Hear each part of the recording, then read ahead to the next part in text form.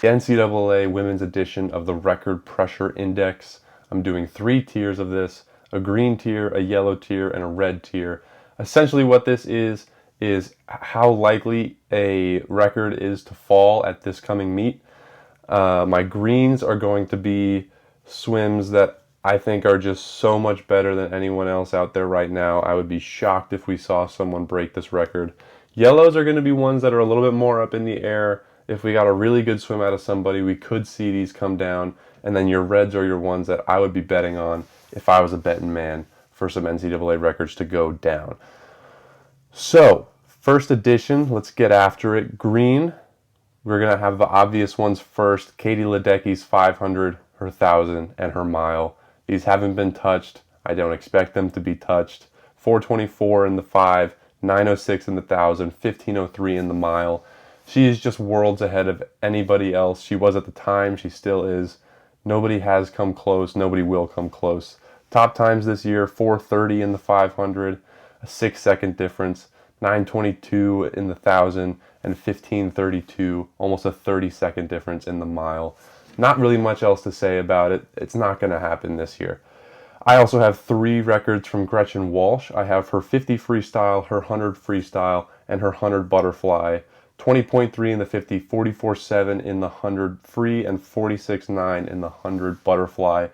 There are some great swimmers coming after these records. Camille Spink was 20.8 at SECs this year. That's really, really fast, but 20.3 is just ludicrous, and a half second in the 50 is an eternity. So I just don't see anybody really coming close to that. Tori Husk is probably the favorite to win the 100 butterfly, but again, she's a good almost second and a half away from that record. Long course, as we've all seen, this becomes more of a conversation between Walsh and Husk, but Walsh's underwaters are just unbelievable, so she gets the nod in the short course. I just don't expect Tori Husk to be able to compete with that record. I also have in the green tier the 100 breaststroke, the 200 breaststroke. Lily King's 55.7. Next closest is 56.7 from Yefimova. That's a great time, but again, this record has been in effect since 2019. We haven't really seen anyone really compete with it all that hard. I just don't expect that to happen. 2:01.2 for Kate Douglas again. And I also have the 200 IM and the 400 IM. We have great swimmers, like Bella Sims is coming after it in the 400 IM, but they're just nowhere close to these records. More interestingly now, we get into the yellow tier, where I think we have some interesting conversations. I have 2 events here. We only have 4 events left. That's how fast I think a lot of these records have been the last few years. And first, let's talk about the 200 fly. This is a 149.1 from Emma Sticklin at last year's NCAA meet. We have 2 swimmers who are close and competitive. Hannah Bellard is 150.3. Campbell Stoll is 150.6. Again, the record is 149.1. This is one of those situations where you have 2 swimmers who haven't seen each other all year. They're rested up. They're fired up. Both of their teams need big swims in this event.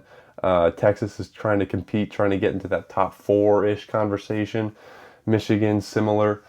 They're both going to need big points out of this. They're both going to be fired up. They both obviously have been circling this race the whole season, trying to win this national title.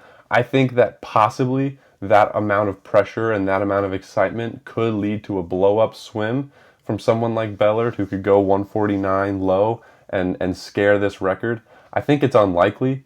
I think it's the less likely of the 2 yellow tiered records, but I don't think it's so much of a green that we can automatically discount that as a possibility. So I would be looking at the 200 fly. I would not miss this event if I was a swim fan. I would be making sure that I catch this and catch this time. The other swim in this tier, I'm going to have the 200 freestyle. Missy Franklin's 2015 record of 139.1. It recently turned 10 at last year's NCAAs. It is one of the oldest standing records that we have.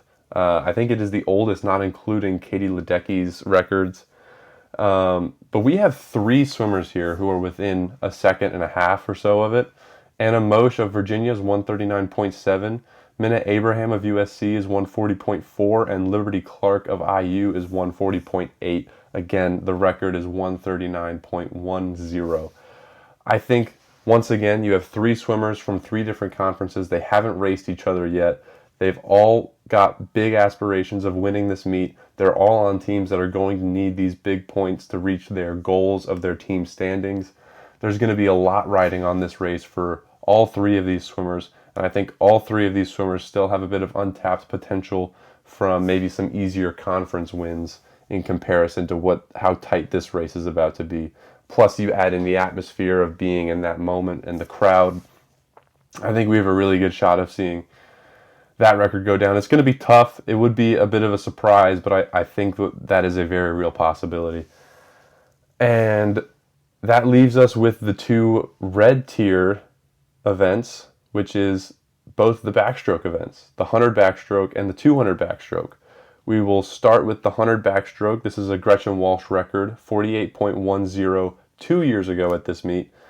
This is one of those records. It's not quite at the level of her 50, 100 free, and 100 fly.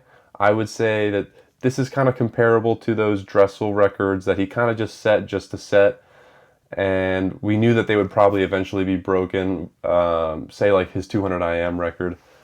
And I would put that in this category, 48.1. She is a backstroker, so this was very fast, and it was crazy at the time, but I wouldn't quite put it in that tier of like the 50 free with the 20.3 where we just were like, I don't think anybody's going to touch this for years. But yeah, Claire Curzan is within 0.3 of this. She was 48.38 at ACC's last month. I think this is going to come down to what kind of Virginia we see at this meet. Obviously, Virginia has dominated this meet. They've won it 5 years in a row. They're going for that 6th this year. But there have been years where we saw faster times at ACCs from Virginia, and then they went to NCAAs and went a little bit slower. Specifically, Walsh has done that in a couple of events.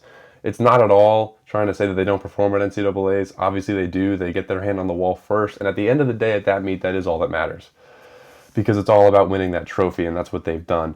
But in terms of the record index, it is going to be interesting to see, especially because she broke the record in the 200 backstroke, that was this the peak of the times for Claire Curzan, or was this kind of a ramp up into an even bigger NCAAs? And that kind of transitions into the other red tier, obviously the 200 backstroke. Claire beat this record a month ago with 146.09. I think if this record is going to go, I think the 100 is going to come with it. I think if she's hot and hot enough to go faster in the 200 back than she went last month, then she's probably going to be faster in the 100 back as well, and that would mean breaking that record or getting very, very close to it.